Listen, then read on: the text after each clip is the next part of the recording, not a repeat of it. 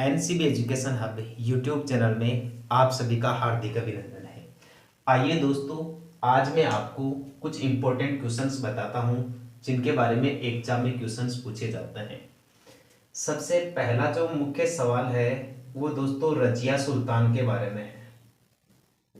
दोस्तों ये जो रजिया सुल्तान थी ये प्रथम मुस्लिम शासिका थी भाई। प्रथम, अंतिम मुस्लिम शासिका और एकमात्र मुस्लिम शासिका, यानी अब तक दिल्ली के तख्त पर बैठने वाली एकमात्र मुस्लिम शासिका यही थी। प्रथम मुस्लिम शासिका भी यही बनी और अंतिम मुस्लिम शासिका भी यही बनी।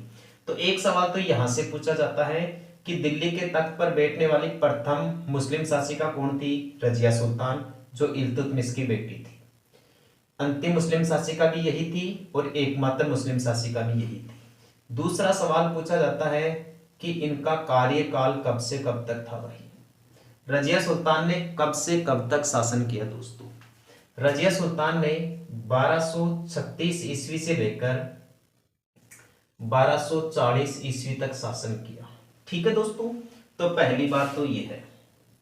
दूसरी बात, आपको मैं कुछ इंपॉर्टेंट पुस्तकें बताता हूं जिनके बारे में दोस्तों कंपटीशन एग्जाम में क्वेश्चन पूछे ही जाते हैं। जैसे यदि आपसे पूछ ले जाए गीत गोविंद किसने लिखी, ये जो गीत गोविंद पुस्तक थी यह दोस्तों जयदेव के द्वारा लिखी गई थी। ठीक है।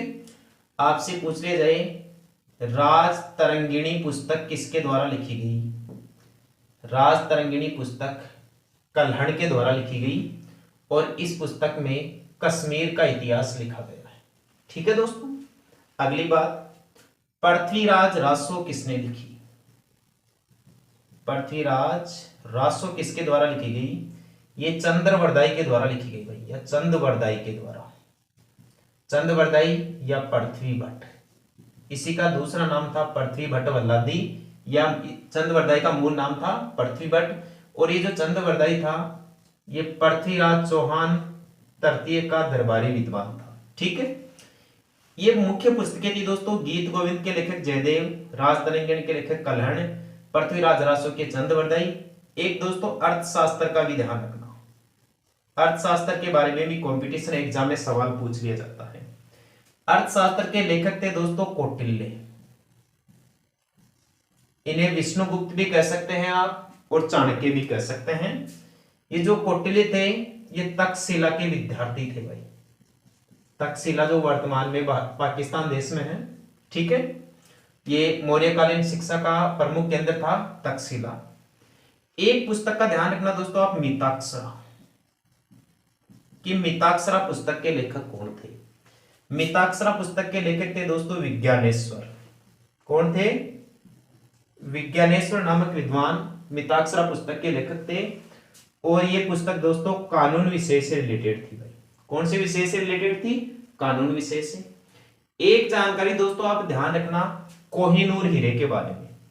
कोहिनूर हीरे से भी सवाल पूछा जा सकता है। पहली बात, कोहिनूर हीरा मिला किसको था भाई? कोहिनूर हीरा अलाउद्दीन खिलजी को प्राप्त हुआ था सबसे पहले। दिल्ली सल्तनत के शासकों में अलाउद्दीन खिलजी को प्राप्त हुआ था। ये वही है दोस्तों अलाउद्दीन खिलजी जिनका बचपन का नाम था अलिया गुरसाफ। अलिया गुरसाफ, या जिन्होंने दिल्ली में अलाई दरवाजा बनवाया था। कौन सा दरवाजा बनाया था? अलाई दरवाजा बनाया था। तो अलाउद्दीन खिलजी को ये जो कोहिनूर हीरा है ये दोस्तों मलिक काफूर ने भेंट किया था भाई। किसने भेंट किया था? मलिक काफूर, जो अलाउद्दीन खिलजी का एक गुलाम था। और अलाउद्दीन खिलजी को ये जो मलिक काफूर है वो अलाउद्दीन खिलजी के प्रधान सेनापति नुसरत खान के द्वारा भेंट किया गया था। नुसरत खान को मलिक काफूर गुजरात अभियान के दौरान मिला था भाई। ठीक है, इसको खरीद लिया था।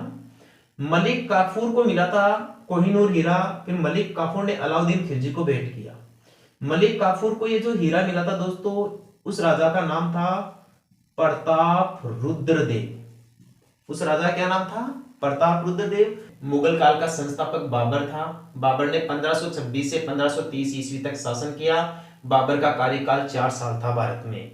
बाबर के पिता का नाम उमर शेख और माता का नाम कुतलुग निगार खान था। पिता की तरफ से ये तैमूरलंग का वंशज था और माता की तरफ से चंगेज का वंशज था। तैमूरलंग इराक और ईरान का शासन था और चंगेज जो था वो चीन का शासक था या मध्य एशिया पर इसने शासन किया था। बाबर का शासनकाल 3 भागों में बटा हुआ था। पहली बार ये 1494 से 1502 ईस्वी तक फरगना का शासक बनता है। फरगना की राजधानी अंदीजान थी। दूसरी बार 1505 से 1526 ईस्वी तक काबुल का राजा बनता है। तीसरी बार 1526 से 1530 ईस्वी तक भारत का राजा बनता है। बाबर की आत्मकथा का नाम बाबरनामा या तुजुक ए बाबरी था। ये तुर्की भाषा में लिखी गई थी। बाबरनामा का अंग्रेजी में अनुवाद श्रीमती बेबरीज ने किया था। बाबर ने भारत में पहला आक्रमण 1519 में किया बाजौर और बेहरा पर।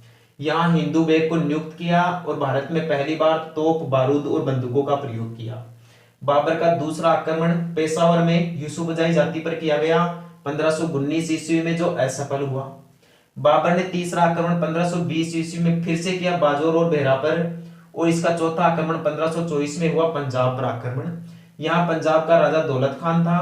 पंजाब के राजा दौलत खान ने अपने बेटे दिलावर खान और आलम खान जो इब्राहिम लोदी का चाचा था उसको बाबर के पास में भेजा या बाबर को भारत में भारत पर आक्रमण करने के लिए न्योता भेजा या निमंत्रण भेजा। अब आगे देखिए दोस्तों, बाबर ने भारत में पानीपत के युद्ध के अनुसार मुगल वंश की सत्ता स्थापित की। पानीपत का युद्ध 21 अप्रैल 1526 ईस्वी को हुआ। इस युद्ध में बाबर जीत जाता है और इब्राहिम लोदी की हत्या हो जाती है, यानी भारत में मुगल वंश का शासन स्थापित हो जाता है। दूसरा युद्ध क्या था? बयाना का युद्ध। बयाना का युद्ध 1527 ईस्वी में हुआ। इस युद्ध में महाराणा सांगा जीत जाते हैं और बाबर हार जाता है। तीसरा युद्ध खानवा का युद्ध हुआ भरतपुर की रूपवास तहसील में 17 मार्च 1527 ईस्वी को। खानवा के युद्ध में महाराणा सांगा हार जाता है और बाबर जीत जाता है। महाराणा सांगा ने सभी राजपूत राजाओं को बुलाने के लिए पाती पेरवन की परंपरा निभाई या निमंत्रण पत्र भेजे, जिसके अनुसार इब्राहिम लोदी का भाई महमूद लोदी महाराणा सांगा की तरफ से लड़ा। मेवात का राजा हसन का मेवाती सांगा की तरफ से लड़ा। बीकानेर के कल्याणमल सेना लेकर आए। मारवाड़ के मालदेव सेना लेकर आए। चंदेरी के राजा मेदिनी राय भी सेना लेकर आए और कठियावाड़ का झाला अज्जा सेना लेकर सांगा की तरफ से लड़ा। अजमेर से अशोक परमार आए और इस युद्ध में महाराणा सांगा के बड़े बेटे भोजराज जो मीराबाई के पति थे उनका देहांत हुआ या वो वीरगति को प्राप्त हुए। इस युद्ध में महाराणा सांगा की मृत्यु हो जाती है। महाराणा सांगा जब घायल हो जाता है तो युद्ध के मैदान से उन्हें तो बाहर निकाल लिया जाता है और उनकी जगह मुगलों से झाला अज्जा युद्ध लड़ते हैं। जो घायल सांगा है उसका बसवा दौसा में इलाज किया गया। रीछ मध्य प्रदेश में साथी सरदारों ने घायल सांगा को जहर दे दिया। कालपी मध्य प्रदेश में सांगा की मृत्यु हो गई और मांडलगढ़ भीलवाड़ा में सांगा का अंतिम संस्कार किया गया, जहां इनका स्मारक बना हुआ है। बाबर खानवा का युद्ध जीत जाता है क्योंकि तुलगमा युद्ध पद्धति के कारण, तमगा कर को माफ कर देने के कारण, तोपखाने के प्रयोग करने के कारण, जिहाद यानी धर्म युद्ध की घोषणा करने के कारण और गाजी की उपाधि धारण करने के कारण या काफिरों का युद्ध या काफिरों का विनाश करने वाले बताने के कारण। आगे चलकर बाबर चंदेरी का युद्ध करता है 1528 में और इस युद्ध में चंदेरी के शासक मेदिनी राय को पराजित करता है। 1529 ईस्वी में बाबर घाघरा का युद्ध लड़ता है जिसमें नुसरत खान को पराजित करता है और 66 माफ करता है। 1530 ईस्वी में बाबर की मृत्यु हो जाती है। हुमायूं एकमात्र ऐसा मुगल बादशाह था जो 2 बार शासक बना था भाई। ये पहली बार 1530 से 1540 ईस्वी के बीच में राजा बनता है और दूसरी बार केवल 6 महीने तक 1555 से 1556 ईस्वी तक मुगल बादशाह बनता है। हुमायूं के राजा बनते समय मीर खलीफा षड्यंत्र रचा गया, जिसकी जानकारी हमें तारीख ए अकबरी नामक पुस्तक से मिलती है। यह किताब निजामुद्दीन नामक व्यक्ति के द्वारा लिखी गई। इस षड्यंत्र के अनुसार हुमायूं के स्थान पर मेहंदी ख्वाजा को राजा बनाना तय किया गया।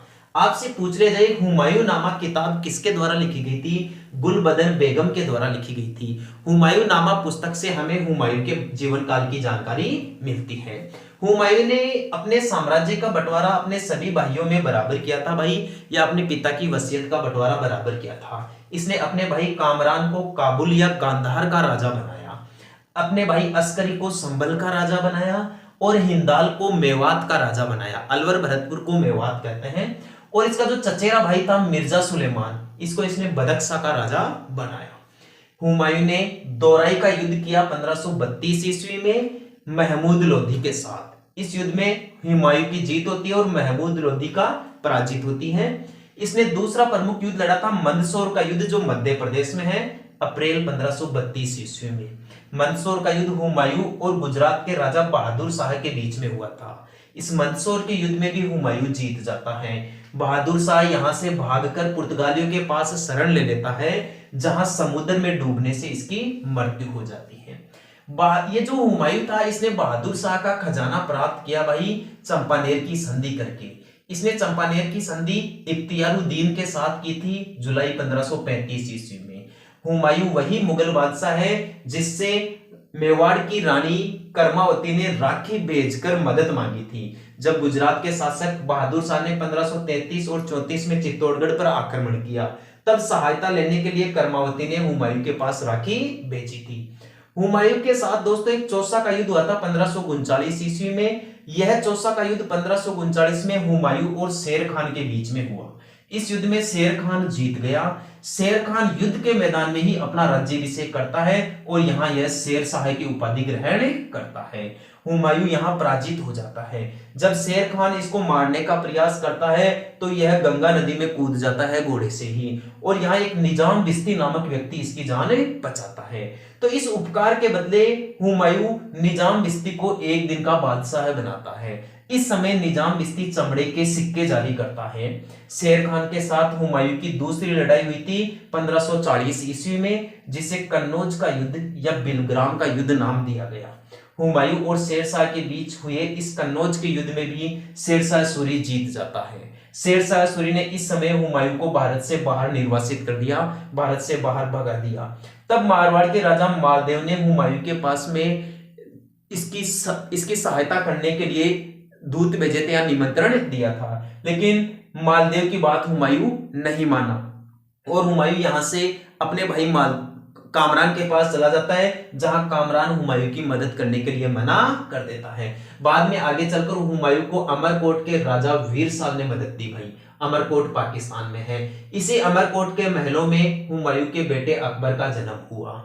23 जुलाई 1555 ईस्वी को हुमायूं का पुनः भारत में आगमन हुआ या भारत में इसका दोबारा शासन स्थापित हुआ, क्योंकि यहाँ दोस्तों शेर शाह सूरी की मृत्यु हो जाती है।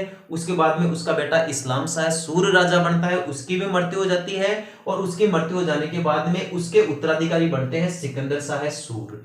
तो सिकंदर शाह सूर के दो सेनापति तातर खान और हेवात खान के साथ हुमायूं की लड़ाई होती है भाई मच्छीवाड़ा के युद्ध के नाम से। मई 1555 में हुए मच्छीवाड़ा के युद्ध में हुमायूं जीत जाता है और इनको पराजित कर देता है।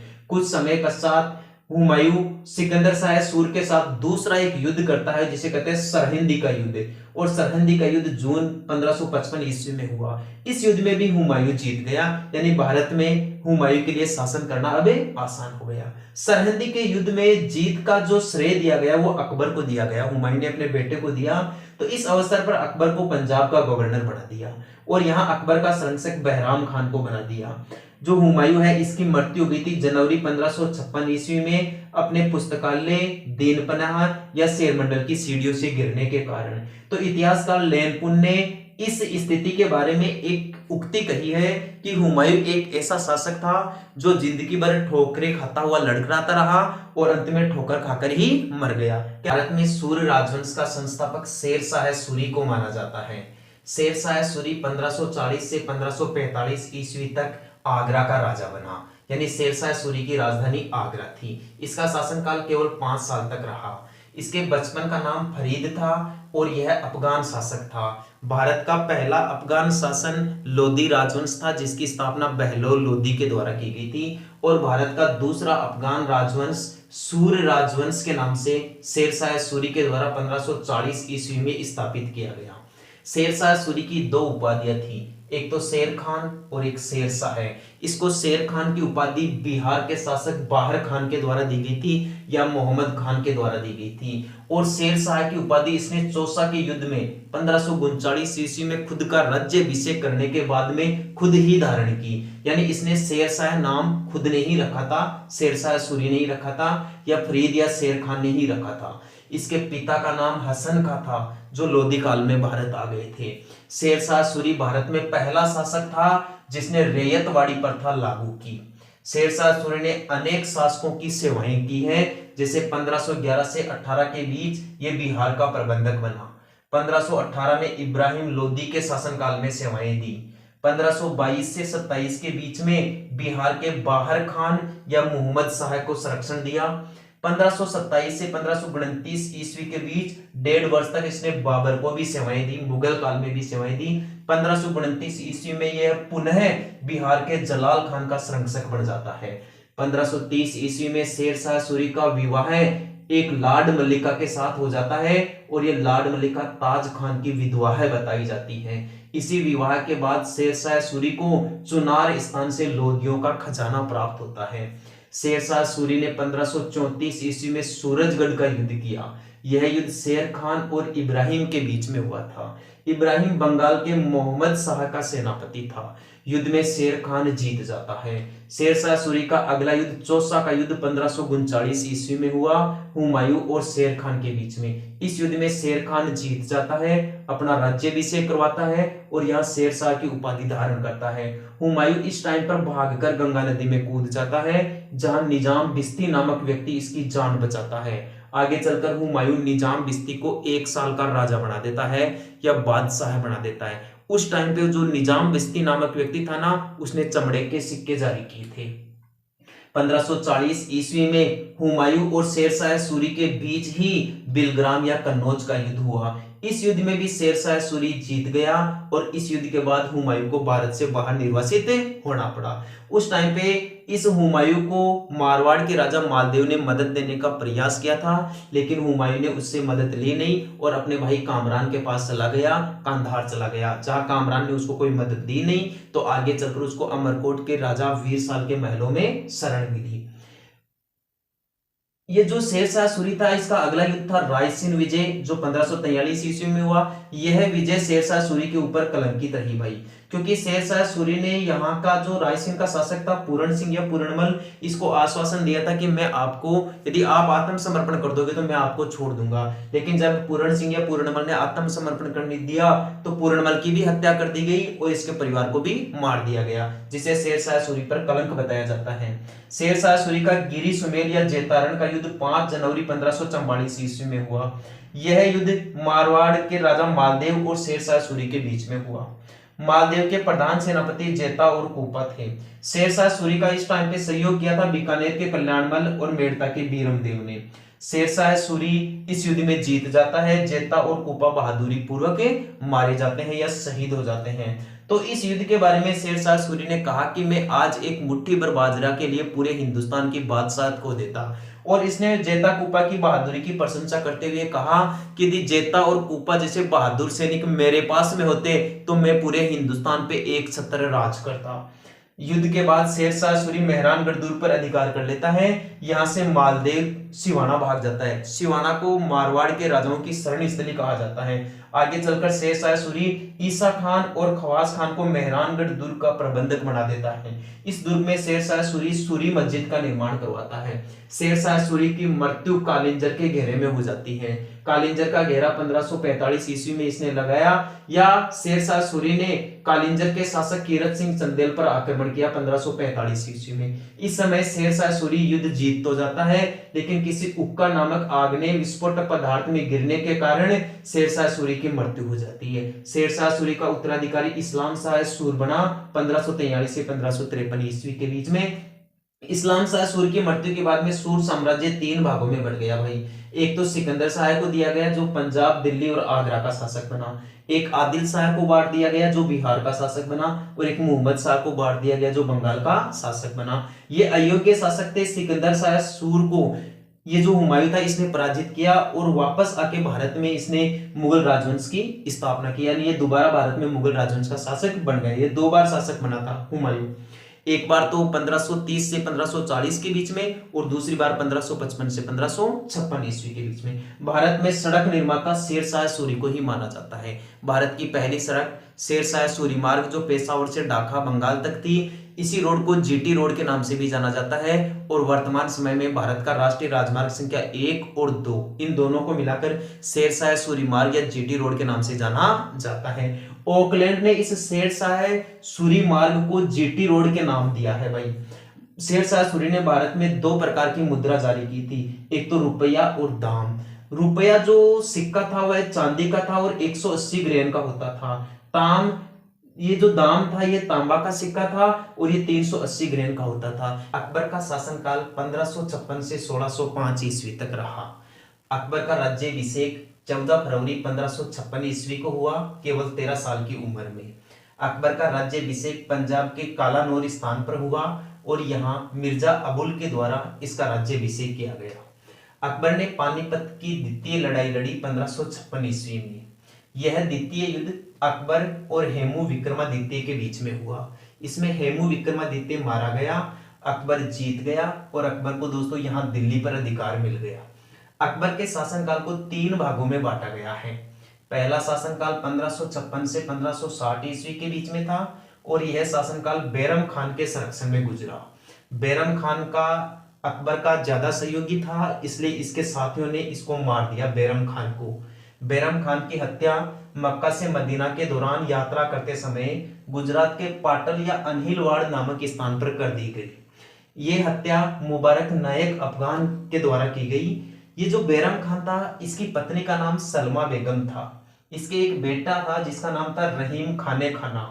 ये जो अकबर था इसके गुरु का नाम था अब्दुल लतीफ। अकबर का दूसरा शासनकाल 1560 से 1662 ईस्वी के बीच रहा भाई। यह शासनकाल महाम अनगा के संरक्षण में गुजरा। यह एक दल का शासन था, इसलिए इतिहासकार विंसेंट स्मिथ ने इस शासन को पेटीकोट सरकार, हर्रम शासन, स्त्री शासन या पर्दा शासन नाम दिया। तीसरा शासन 1562 से 1605 ईस्वी तक रहा। यह शासन स्वयं अकबर के हाथों में रहा या तीसरे शासन की बागडोर खुद अकबर ने संभाली, यह दूसरे के संरक्षण में नहीं था। इसमें अकबर ने निम्नलिखित आविष्कार किए, जिसे 1562 में इसने दास प्रथा समाप्त कर दी भाई। अकबर ने दास प्रथा के साथ साथ धर्म परिवर्तन प्रथा भी समाप्त कर दी। 1563 ईस्वी में अकबर ने तीर्थ यात्रा कर समाप्त कर दिए। 1564 ईस्वी में अकबर ने जजिया कर पर प्रतिबंध लगा दिया। 1571 ईस्वी में अकबर ने अपनी राजधानी फतेहपुर सीकरी को बना ली भाई, राजधानी चेंज कर ली। ध्यान रखना फतेहपुर सीकरी की स्थापना भी अकबर के द्वारा की गई थी। 1575 ईस्वी में अकबर ने किरोड़ी प्रथा को समाप्त कर दिया। 1575 में ही अकबर ने इबादत खाने की स्थापना की। 1579 ईस्वी में अकबर ने मजहरनामा की घोषणा की। इसके साथ यह मुगल काल का सर्वेसर्वा शासक बन गया। 1580 में अकबर ने टोडरमल बस्त का गठन किया, इसे आयन ए दहसाला भी कहते हैं। 1582 में अकबर ने दीन ए इलाही या तौहीद इलाह के गठन किया। 1583 में अकबर ने हिजरी संवत के स्थान पर इलाही पंजाब का गठन किया और अपनी राजधानी लाहौर बना ली। अकबर ने इबादत खाना की घटना या इबादत खाना की जो स्थापना थी 1575 ईस्वी में फतेहपुर सीकरी में की। इबादत खाने की स्थापना का उद्देश्य था सभी धर्मों पर विचार विमर्श करना। 1578 ईस्वी में ये जो अकबर था इसने सभी धर्मों को आमंत्रित किया। इबादत खाने में पहले केवल मुस्लिमों को आमंत्रित किया था, लेकिन जब अकबर संतुष्ट नहीं हुआ तो 1578 ईस्वी में इसमें सभी धर्मों को आमंत्रित किया गया। हिंदुओं में देवी और पुरुषोत्तम इबादत खाने में शामिल थे। पारसी धर्म में दस्तूर और मोहराज जी राणा नामक व्यक्ति शामिल थे। जैन विद्वानों में हरि विजय सूरी और जिन चंद्र सूरी शामिल थे। हरि विजय सूरी को जगत गुरु भी कहते हैं और जिन चंद्र सूरी को युग प्रधान के नाम से भी जाना जाता है। अकबर ने मजहरनामा का गठन किया। मजहरनामा के अनुसार बादशाह को सर्वेसर्वा प्रमुख बन गया। जब दो कानूनों के बीच में मतभेद होता था तो अंतिम निर्णय बादशाह को देने की शक्ति दी गई, इसी को मजहरनामा कहा गया। मजहरनामा का प्रारूप शेख मुबारक नागौरी ने तैयार किया था। जामा मस्जिद जो फतेहपुर सीकरी में स्थित है अकबर के द्वारा बनवाई गई थी। यहाँ जामा मस्जिद पर अकबर ने स्वयं का खुतबा पढ़ा भाई। दीन ए इलाही नामक नवी संस्था का गठन अकबर के द्वारा किया गया और यह संस्था अकबर के द्वारा 1582 में गठित की गई।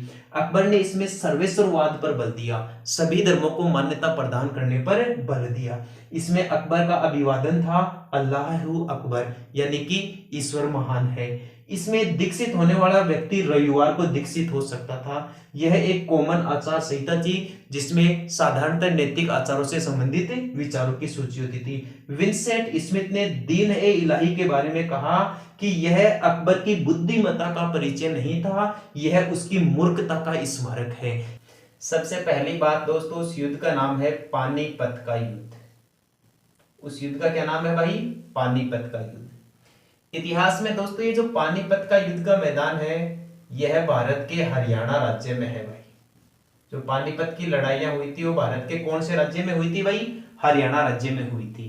तो कई बार तो एग्जामिनर के द्वारा ये साधारण सा सवाल भी पूछ लिया जाता है कि पानीपत का युद्ध का मैदान कौन से राज्य में स्थित है? हरियाणा राज्य में स्थित है। अब देखिए दोस्तों आप पानीपत के बारे में, इतिहास में पानीपत की दो लड़ाइयां हुई है भाई। एक तो पानीपत का प्रथम युद्ध, एक तो पानीपत का प्रथम युद्ध, और एक हुआ था दोस्तों पानीपत का द्वितीय युद्ध। बस ये दो नाम याद रखने हैं आपको, साधारण से हैं, पानीपत का प्रथम युद्ध और पानीपत का द्वितीय युद्ध। पानीपत का प्रथम युद्ध हुआ था दोस्तों 1526 ईस्वी में। मैं आपको तुलनात्मक अध्ययन पढ़ा रहा हूं दोस्तों, ताकि आपके ठीक तरीके से समझ में आ जाए।